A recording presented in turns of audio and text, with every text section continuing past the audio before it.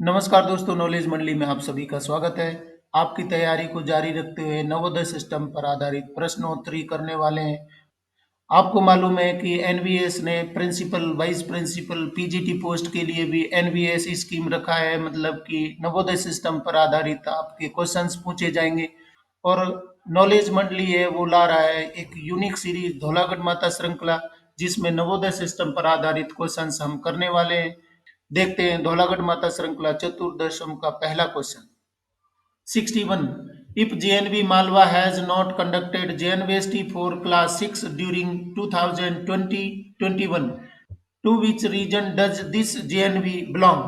अगर मालवा जेएनवी ने 2020-21 के दौरान कक्षा 6 के लिए जेएनवीएसटी आयोजित नहीं किया, यह जेएनवी किस क्षेत्र से संबंधित है? ऑप्शन देख लेते हैं। चंडीगढ़, लखनऊ, शिलोंग, भोपाल। सही उत्तर हमारा हो जाएगा डी, भोपाल। जेएनवी मालवा है वो भोपाल रीजन के अंतर्गत आता है। सही उत्तर हमारा हो जाएगा डी। देख लेते question number 62। What is the medium of instruction इन जवाहर नवोदय विद्यालय अप टू क्लास 7th और क्लास 8th? जवाहर नवोदय विद्यालय में कक्षा 7 या कक्षा 8 तक शिक्षा का माध्यम क्या है? ऑप्शन देख लेते हैं। English, mother tongue, regional language, language is selected bye students, और डी, हिंदी। तो कौन सी लैंग्वेज में मीडियम ऑफ इंस्ट्रक्शन है वो कक्षा 7 और 8 तक है? सही उत्तर हमारा हो जाएगा यहाँ पर बी हो जाएगा। 7वीं या 8वीं तक का जो शिक्षा का माध्यम है वो मदर टंग, मातृभाषा या रीजनल लैंग्वेज है। सही उत्तर हमारा हो जाएगा B, mother tongue, regional language. Question number 63। How many acres of land has to be provided by the state government to open a new Navodaya Vidyalaya? नया नवोदय विद्यालय खोलने के लिए राज्य सरकार को कितने एकड़ भूमि उपलब्ध करानी होती है? मतलब कि free of cost state government को भूमि देनी होती है। तो उसका क्षेत्रफल क्या होता है, कितनी माप की लैंड है वो स्टेट गवर्नमेंट को देनी होगी जेएनवी के लिए? ऑप्शन देख लेते हैं। 20 एकड़, 30 एकड़, 15 एकड़, 25 एकड़। तो सही उत्तर यहाँ पर हमारा हो जाएगा बी, 30 एकड़। मतलब कि 30 एकड़ भूमि है वो स्टेट गवर्नमेंट है वो जेएनवी के लिए उपलब्ध करवाएगी, फ्री ऑफ कॉस्ट देगी, और वहां पर कंस्ट्रक्शन किया जाएगा जेएनवी का। तो 30 एकड़ भूमि है वो बताई गई है एनवीएस रूल्स के तहत। 30 एकड़ भूमि है वो होनी चाहिए, स्टेट गवर्नमेंट के द्वारा प्रोवाइड की जानी चाहिए। सही उत्तर हमारा हो जाएगा B. Question number 64। Who among the following is not exempted from paying a nominal fee of ₹600 per month? निम्नलिखित में से किसे 600 रुपये प्रति माह की मामूली फीस का भुगतान करने की छूट नहीं है? तो नवोदय विद्यालय के द्वारा 600 रुपये प्रति माह कलेक्ट किए जाते हैं। इसमें क्लास 9th से लेकर के 12वीं तक के बच्चों के लिए है। और कुछ एग्जेम्प्टेड कैटेगरीज है, तो किसको फीस में छूट नहीं है? ऑप्शन देख लेते हैं। Class 9 to 12th all students, all girls students, class 6 to 8th all students, और एसटी कैटेगरी स्टूडेंट्स। तो किसको छूट नहीं होगी 600 रुपये प्रति माह में से? कौन सा ऑप्शन सही हो जाएगा जिसको कंप्लीटली एग्जेम्पशन नहीं है? सही उत्तर हमारा हो जाएगा यहाँ पर A, class 9 to class 12th all students. मतलब कि 9वीं से लेकर के 12वीं तक सभी बच्चों के लिए छूट नहीं है। यहाँ पर नॉमिनल फीस ली जाती है, और जनरल कैटेगरी के बॉयज स्टूडेंट से सिर्फ फीस का कलेक्शन किया जाता है। यहाँ पर बताया गया है who among the following is not exempted from paying a nominal fee of ₹600 per month. तो क्लास 9 से लेकर के 12th स्टूडेंट्स हैं वो सभी को एग्जेम्प्ट नहीं किया गया है। सेलेक्टेड बच्चों से फीस का कलेक्शन किया जाता है। तो पहला ऑप्शन हमारा सही हो जाएगा। देख लेते question number 65। A candidate who has not been promoted before dash and has not been admitted to class 5th is not eligible to apply for admission. एक अभ्यर्थी जिसे डैश से पहले पदोन्नत नहीं किया गया है और कक्षा 5 में प्रवेश नहीं दिया गया है, वह प्रवेश के लिए आवेदन करने का पात्र नहीं है।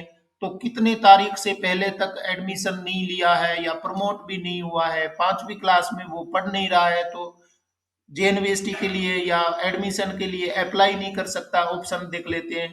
30 जुलाई, 30 अक्टूबर, 30 सितंबर, 30 जून। तो सही उत्तर हमारा हो जाएगा सी, 30 सितंबर। मतलब कि 30 सितंबर तक अगर किसी बच्चे को प्रमोट नहीं किया गया है 5वीं क्लास में या 5वीं क्लास में उसने एडमिशन नहीं लिया है तो वो जेएनवीएसटी के लिए अप्लाई नहीं कर सकता, उस साल के जेएनवीएसटी के लिए वो अप्लाई नहीं कर सकता। सही उत्तर हमारा हो जाएगा सी 38 सितंबर। A candidate who has not been promoted before 30 September and has not been admitted to class 5th। अगला सवाल देख लेते हैं 66। Which district of Rajasthan was selected for additional JNV which has a large densely populated scheduled tribe community। Rajasthan राज्य के लिए अनुसूचित जनजाति के बड़े सघन आबादी वाले जिले के लिए स्वीकृत अतिरिक्त जेएनवी के लिए किस जिले का चयन किया गया था?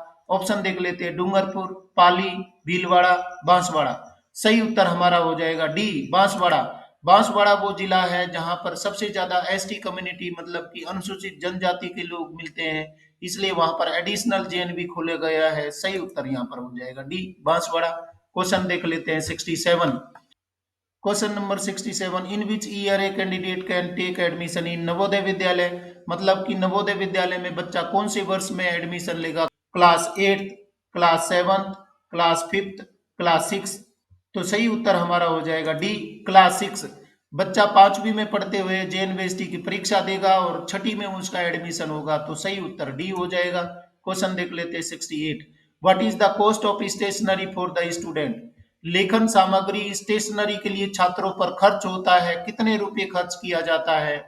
ऑप्शन देख लेते हैं, ₹842, ₹978, ₹918 और डी ₹1024। सही उत्तर हमारा हो जाएगा सी, ₹918। मतलब कि 918 रुपये लेखन सामग्री स्टेशनरी के प्रति बच्चे प्रति वर्ष खर्च किए जाएंगे। सही उत्तर हमारा हो जाएगा सी। Question number 69. The principal is directed to ensure that for all expenditure approval for more than rupees dash has been obtained। Hindi अर्थ देख लेते हैं। प्रधानाध्यापक प्रधानाध्यापिका को यह सुनिश्चित करने के लिए निर्देशित किया जाता है कि विद्यालय विकास निधि से डैश से अधिक के सभी व्ययों के लिए अध्यक्ष वीएमसी का अनुमोदन प्राप्त किया गया है। मतलब कि उसको अनुमोदन लेना होगा, अप्रूवल लेना होगा। विद्यालय विकास निधि या एनवीएन से कितनी से अधिक राशि खर्च करने पर उसको अप्रूवल लेना होगा चेयरमैन वीएमसी से? ऑप्शन देख लेते हैं, 50,000, 60,000, 70,000, 80,000। सही उत्तर हमारा हो जाएगा ए, 50,000। 50,000 रुपये से अधिक अगर खर्चा कर रहे हैं तो निश्चित रूप से उसका अप्रूवल लेना होगा। यहाँ पर सही उत्तर हो जाएगा ए हो जाएगा।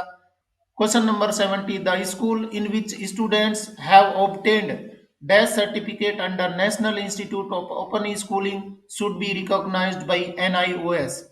जिन विद्यालयों में छात्र छात्राओं ने राष्ट्रीय मुक्त विद्यालय शिक्षा संस्थान के तहत डैश प्रमाण पत्र प्राप्त किया है, उन्हें एनआईओएस की मान्यता प्राप्त होनी चाहिए। तो कौन सा सर्टिफिकेट मिलेगा तब जाकर के वो जेएनवीएसटी में अप्लाई कर सकते हैं? ऑप्शन देख लेते हैं, डी, बी, सी, ए। तो कौन सा सर्टिफिकेट होगा एनआईओएस का तब जाकर के वो अप्लाई कर सकते हैं जेएनवीएसटी के लिए? सही उत्तर हमारा हो जाएगा बी, बी सर्टिफिकेट होना चाहिए। बी सर्टिफिकेट वाले बच्चे हैं वो एनआईओएस से या ओपन स्कूलिंग से पढ़ने वाले बच्चे हैं वो अप्लाई कर सकते हैं जेएनवीएसटी के लिए। बहुत ही इंपॉर्टेंट क्वेश्चन है, सही उत्तर हो जाएगा बी। क्वेश्चन देख लेते हैं 71। What is the remuneration for a doctor attending JNV for 2 hours a day on all working days.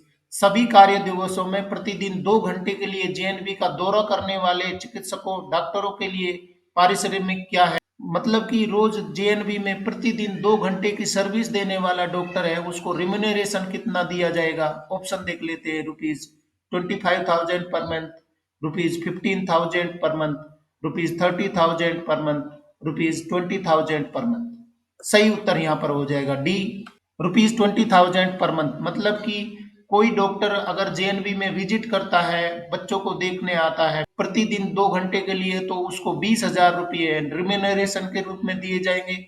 सही उत्तर हो जाएगा डी। क्वेश्चन देख लेते हैं 72। What is the percentage weightage of mental ability subject in JNVST for class 6।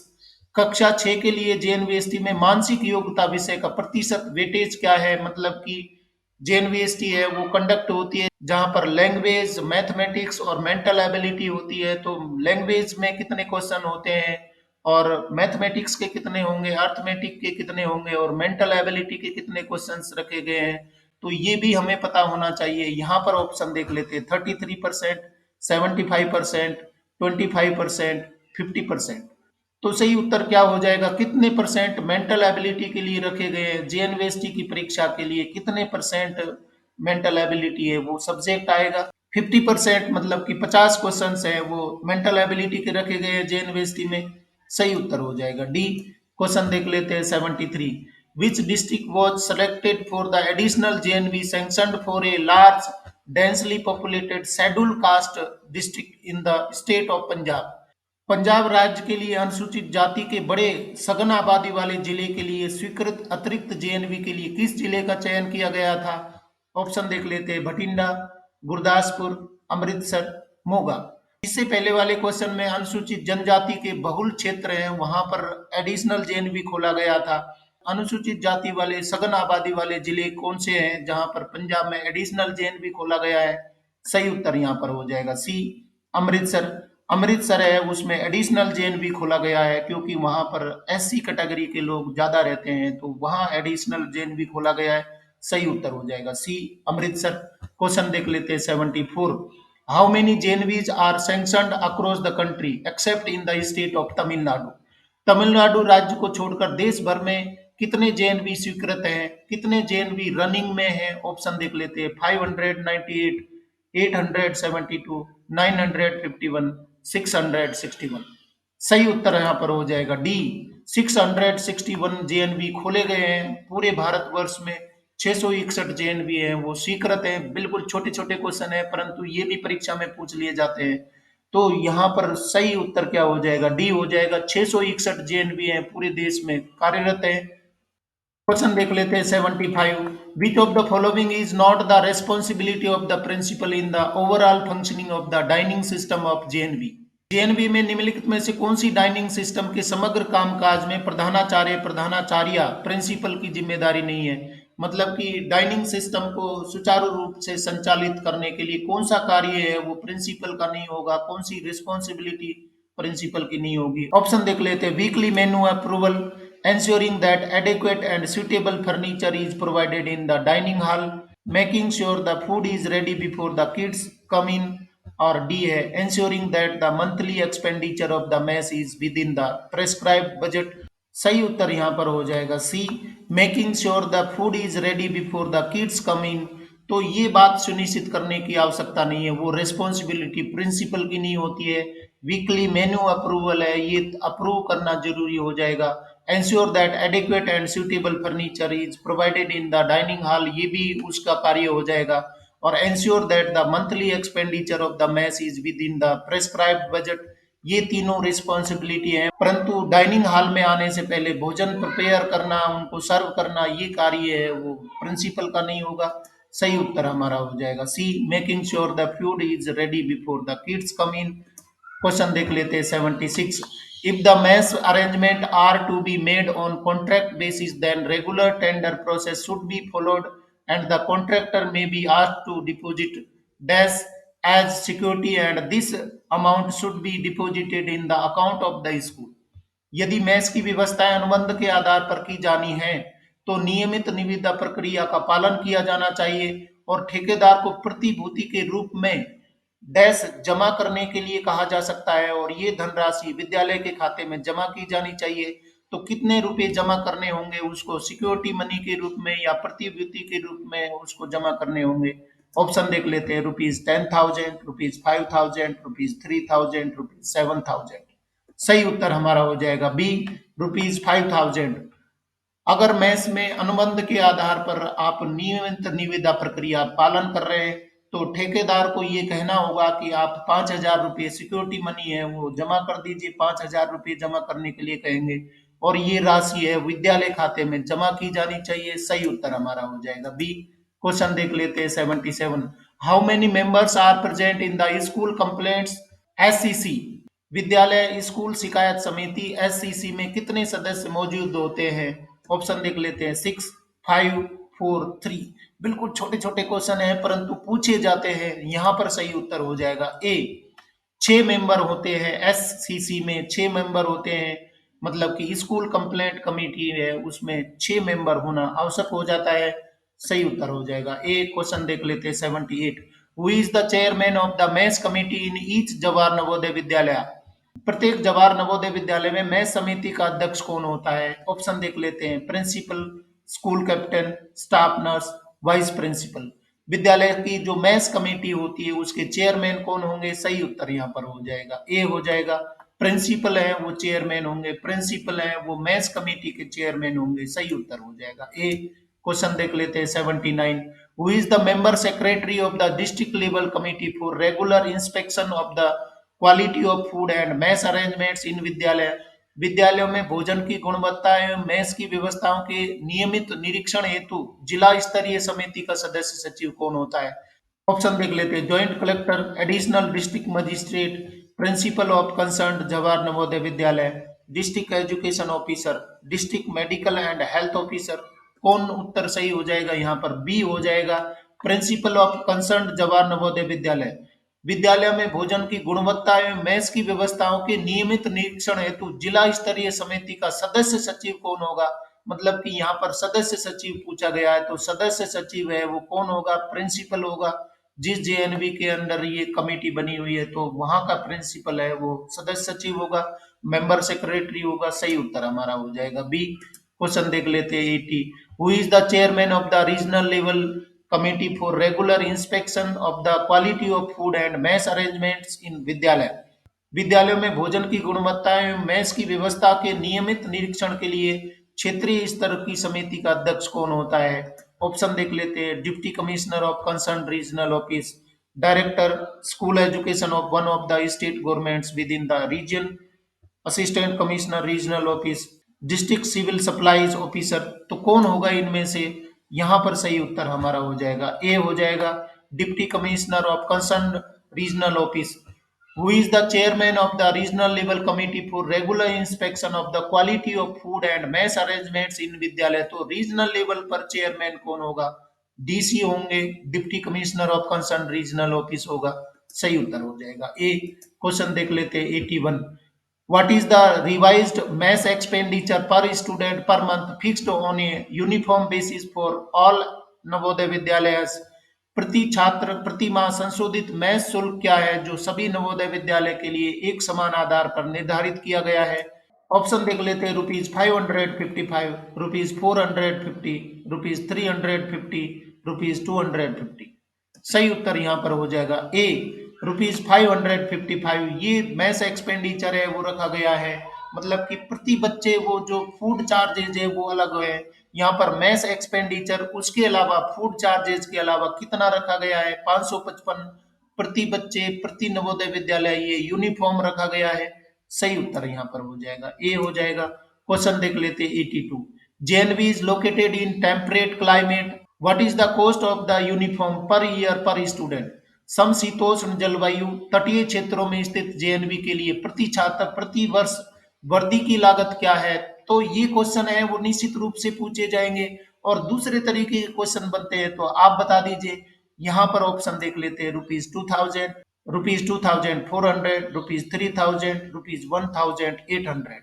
सही उत्तर यहाँ पर B हो जाएगा, ₹2400। मतलब कि यूनिफॉर्म के लिए वर्दी के लिए जो कोस्टल एरियाज है टेम्परेट क्लाइमेट में जो लोग रहते हैं वहां पर ₹2400 पर स्टूडेंट पर ईयर रखा गया है। सही उत्तर यहाँ पर हो जाएगा बी। और साथियों, नवोदय विद्यालय ने एक बिल्कुल नया पैटर्न अडॉप्ट किया है। हर पार्ट में पैराग्राफ कॉम्प्रीहेंशन पर आधारित क्वेश्चन पूछे जा रहे हैं। तो पैराग्राफ पर आधारित क्वेश्चन हैं वो किस तरीके के बनेंगे, क्या पैराग्राफ दिया है, बहुत ही इंपॉर्टेंट यहाँ पर एक बदलाव किया गया है नवोदय विद्यालय के द्वारा। तो नवोदय सिस्टम पर अभी आधारित क्वेश्चंस के लिए कॉम्प्रीहेंशन पूछ लिए गए हैं। देखते हैं कॉम्प्रीहेंशन क्या दिया गया है। दिए गए गद्यांश को पढ़ें और उसके बाद आने वाले प्रश्नों के उत्तर दें। यहाँ पर मैं गद्यांश पढ़ रहा हूँ। हाउस का गठन एक क्षेत्र से दूसरे क्षेत्र में भिन्न होता है और कई विद्यालय जेएनवी में रहने वाले पढ़ने वाले बच्चों की उचित देखभाल करने के लिए एक कुशल हाउस सिस्टम विकसित करने में विफल रहे हैं। इसे ध्यान में रखते हुए जेएनवी में हाउस सिस्टम के गठन के लिए विशिष्ट दिशा निर्देशों को संप्रेषित करने का निर्णय लिया गया है। जैसा कि पहले बताया गया है, नवोदय विद्यालयों में हाउस की द्विस्तरीय प्रणाली कार्य करेगी। तो दो स्तर कौन से हैं? कक्षा 6 से 8 के लिए जूनियर हाउस, कक्षा 9 से 12 के लिए सीनियर हाउस है, तो ये बात बताई गई है। हाउस सिस्टम के बारे में कॉम्प्रिहेंशन दिया गया है। इस पर आधारित क्वेश्चंस हैं, वो किस तरीके के बनेंगे, बिल्कुल एक नया यूनिक पैटर्न है, अडॉप्ट किया गया है। पैराग्राफ पर आधारित क्वेश्चन देख लेते हैं। 83, how many houses are there for girls in a fully developed JNV? पूर्ण विकसित विद्यालय में लड़कियों के लिए कितने हाउस होते हैं? ऑप्शन देख लेते हैं, 2, 3, 4, 5। तो कितने हाउस होंगे यहाँ पर? सही उत्तर क्या हो जाएगा हमारा? ए हो जाएगा, 2 हाउस। मतलब कि फुली डेवलप्ड विद्यालय है, फुली डेवलप्ड जेएनवी है, तो उसमें लड़कियों के लिए 2 हाउस बनाए गए हैं। एक जूनियर हाउस होगा, दूसरा सीनियर हाउस होगा, जूनियर गर्ल्स के लिए, सीनियर गर्ल्स के लिए। तो 2 हाउस रखे गए हैं फुली डेवलप्ड जेएनवी के लिए। सही उत्तर यहाँ पर हो जाएगा ए। क्वेश्चन देख लेते हैं पैराग्राफ पर आधारित। 84, for the conduct of dash each group of girls from junior house is divided into a group of boys from the same house and so on. Each group of girls from the senior house will be paired with the boys of the respective house. Hindi अर्थ देख लेते हैं। Dash के संचालन के लिए junior house की लड़कियों के प्रत्येक समूह को उसी हाउस के लड़कों के समूह के साथ जोड़ा जाएगा, और इसी तरह सीनियर हाउस की लड़कियों के प्रत्येक समूह को संबंधित हाउस के लड़कों के साथ जोड़ा जाएगा। तो कौन सी एक्टिविटी के लिए जोड़ा जाएगा? ऑप्शन देख लेते हैं। Dining hall activities, championship, inter house activities, annual day. सही उत्तर यहाँ पर हो जाएगा सी, इंटर हाउस एक्टिविटीज। क्वेश्चन को मैं फिर से पढ़ के सुना रहा हूँ। For the conduct of inter house activities each group of girls from junior house is divided into a group of boys from the same house and so on. Each group of girls from the senior house will be paired with the boys of the respective house. कहने का मतलब है कि boys के 4 house होते हैं, 4 junior house होते हैं, 4 सीनियर हाउस होते हैं। गर्ल्स के 2 हाउस हैं, वो रेजिडेंशियल पर्पज के लिए है। इनको क्लब किया जाता है बॉयज के हाउस के साथ में।